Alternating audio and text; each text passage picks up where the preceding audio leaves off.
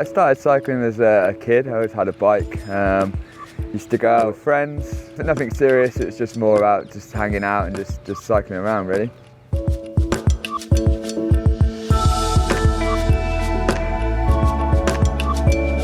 Cycling's more than just exercise. I see it as an overall experience. You can go for a cycle a long day, you can do it with friends, you can stop off, have a coffee, get some cake. You can make more of it.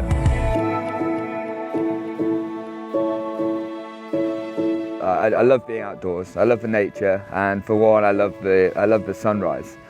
There's not a thing that stops me. That just drives me to get out and do. There's so many benefits I get from mind and body, and it's just something in which adds value to me and my life. Even like if you look at this year with COVID, everyone's had so much more complexities going on and so many challenges in terms of what goes on in their own heads.